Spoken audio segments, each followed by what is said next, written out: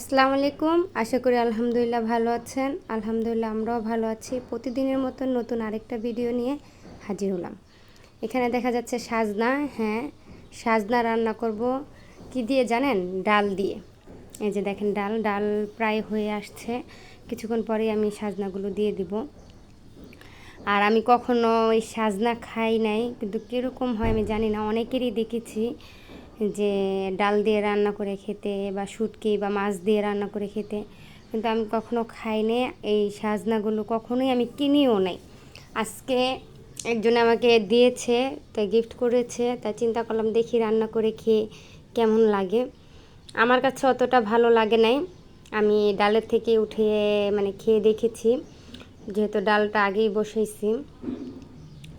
আর এই যে এখান দিয়ে আমি মুরগি রান্না করব, আর হচ্ছে মাছ রান্না করব। মাছটা হচ্ছে আমার জন্য আর মুরগিটা হচ্ছে আমার বড় ছেলের জন্য।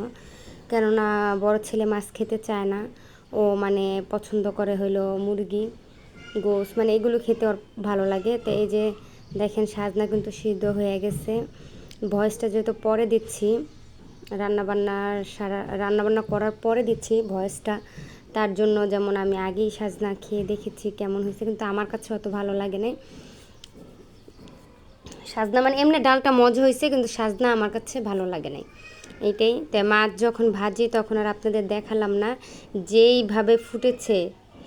ট্যাংরা মাছ যে এত ফুটে বলার বাহিরে, তাই ঢেকে ঢেকে এই করেছি। তাই ভুনা তরকারি এখান দিয়ে রান্না করতেছে, আর এখান দিয়ে দেখেন পেঁয়াজটা কিন্তু বাদামি কালার হয়ে গেছে।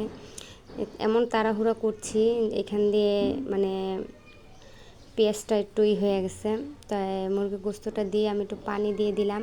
এখন এটা ভালো করে কষবে। আর এখানে আদা রসুন যা যা মশলা দেওয়া সবই দিয়ে দিয়েছি।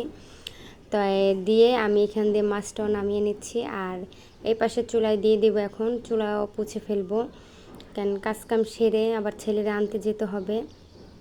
অনেকটাই লেট হয়ে গেছে। ছেলেটাকে আনতে যাব, এনে আবার ওরে গোসল টুসল করে খাওয়া দাওয়া করাইতে করাইতে তারপরে আমি নিজে গোসল করব, নামাজ পড়বো, অনেকটা লেট হয়ে যায়। তার জন্য যেমন ও আসার আগে আমি সব কাজ সেরে ফেলতে চাই।